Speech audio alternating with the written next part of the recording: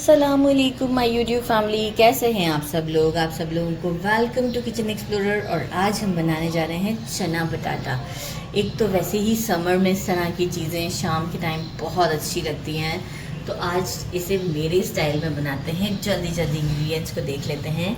सबसे पहले एक चीज़ मैं ये बताऊं कि चना बटाटा वैसे जो एग्जैक्ट बनता है वो काले चनों से बनता है, लेकिन मैं ज़्यादा काले चने एक्चुअल जो है वो नहीं इसमें मुझे पसंद आते। वैसे बहुत हेल्दी होते हैं, टेस्टी होते हैं, लेकिन मुझे इसमें जो है वो ये हमारा वाइट वाला जो चना होता है ये पसंद है। तो ये मैंने लिया है चना 1 पाव, और इसे ओवरनाइट सोक कर दिया था बेकिंग सोडा डालकर ½ टी स्पून के करीब। सुबह वो पानी रिंस कर दिया मैंने सारा, और प्रेशर कुकर में से ½ टी स्पून के करीब सॉल्ट ऐड करके अच्छे से बिल्कुल सॉफ्ट होने तक के बॉईल कर लिया है। और इसका जो पानी बचा था ये भी हम डिस्कार्ड नहीं करेंगे। तो आप इसे काले चनों में भी बना सकते हैं, एक्चुअल बनते काले चनों में, राइट, लेकिन टेस्ट पे डिपेंड करता है, इसलिए मैंने ऐसे बनाया।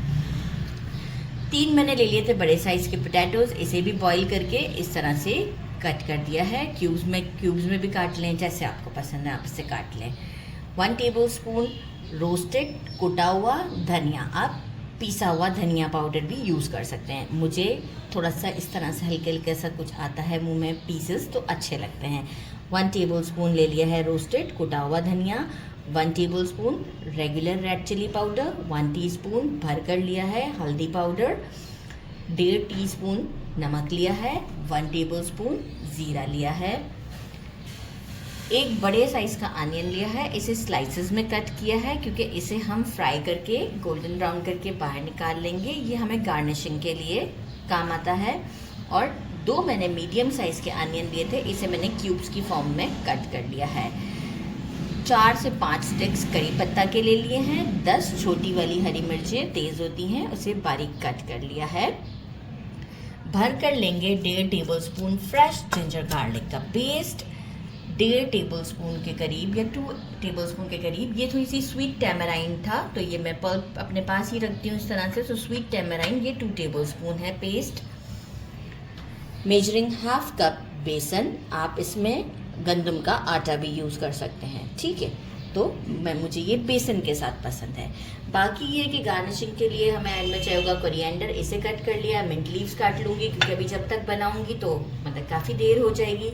हम ये जो अनियन ब्राउन करेंगे ये भी इसी प्लेट में आपको शो करूँगी मैं। और इमली की मीठी चटनी जो कि रेगुलर हमारे घरों में बनी हुई होती है, अगर नहीं बनाने आती तो मेरे चैनल पर ये मौजूद है और मैं आपको लिंक डिस्क्रिप्शन बॉक्स में डाल दूँगी।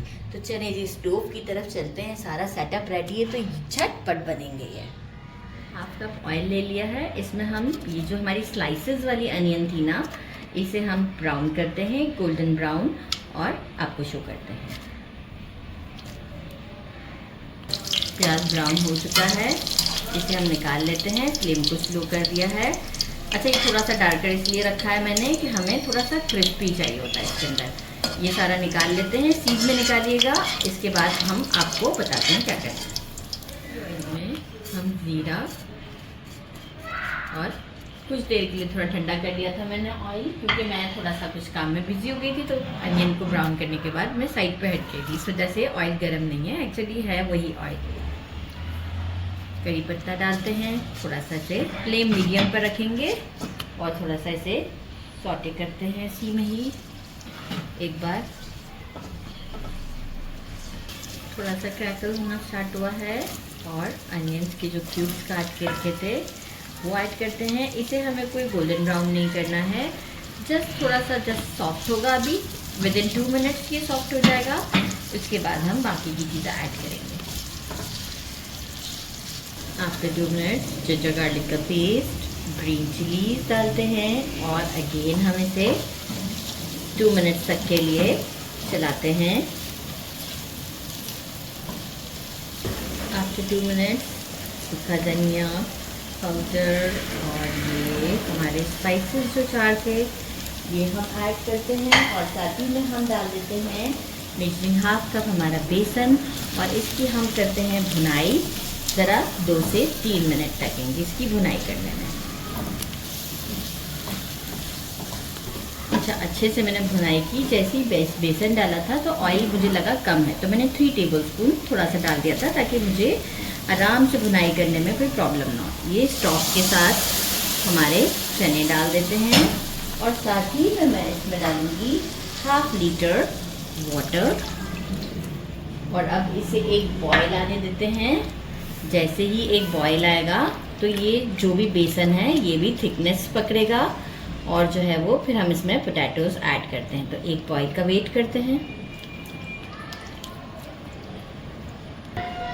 एक बॉयल आ चुका है। अब हम क्या करेंगे कि इमली का जो पल्प है वो ऐड करते हैं, साथ में पोटैटोज़ ऐड करते हैं, और इसे अराउंड 2 to 3 मिनट्स के लिए मीडियम फ्लेम पर कुक करते हैं। और आफ्टर 2 to 3 मिनट्स के बाद बिल्कुल स्लो फ्लेम पर हम लिड लगाकर इसे 7 से 8 मिनट का दम पे पकाएंगे। मज़ीद और कंसिस्टेंसी आ जाएगी इसमें जितनी हमें रिक्वायर्ड है। तो पहले हम इसे 4 से 5 मिनट कुक करते हैं इसी तरीके से। मैंने इसे 5 मिनट मीडियम फ्लेम पर कुक किया था, फिर 10 मिनट दम पर दिया था, और आप ये कंसिस्टेंसी चेक कर सकते हैं कि ये राइट कंसिस्टेंसी। क्योंकि जब हम इसे डिश आउट करते हैं या प्लेटिंग करते हैं तो उस वक्त भी ये और थिक हो जाता है। तो यहाँ पर ये बिल्कुल परफेक्ट है। आप स्पैचुला को भी देख सकते हैं। तो बस इसे करते हैं डिश आउट, और डिश आउट पे आपसे मिलते हैं। डिश आउट कर दिया है। साथ में हमारी बाकी की जो चीज़ें हैं ये भी मैंने रख दी हैं, और एक प्लेट हम रेडी करते हैं। ये देखिए ज़बरदस्त। अभी तो बहुत गर्म है, हल्का सा ठंडा होता है ना तो वो कंसिस्टेंसी और पकड़ लेता है। प्लेटिंग प्लेटिंग प्लेटिंग थोड़ा सा बनाते हैं अभी, क्योंकि गर्म भी बहुत है। सबसे पहले हम इसमें डालते हैं अनियंस और इमली की चटनी मीठी, ये इससे फ्लेवर बहुत अच्छा आता है। कोरिएंडर एंड मिंट लीव्स थोड़ा थोड़ा डालेंगे, और इसे करते हैं ट्राई। बिस्मिल्लाहिर्रहमानिर्रहीम। गरम इतना है कि सारा जो है ना मुझे ही ट्राई करना पड़ता है। बिस्मिल्लाहिर्रहमानिर्रहीम।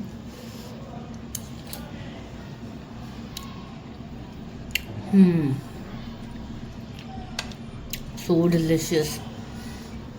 ज़रूर। अच्छा, कच्चा प्याज पसंद हो ना तो कच्चा प्याज भी आप काट के इसके ऊपर हल्के से क्यूब्स की फॉर्म में डाल सकते हैं। बहुत ज़्यादा टेस्टी है, और ज़रूर ट्राई कीजिएगा। मेरे चैनल को लाइक और सब्सक्राइब करना नहीं भूलिएगा। अपना ख्याल रखिएगा। अल्लाह हाफिज़।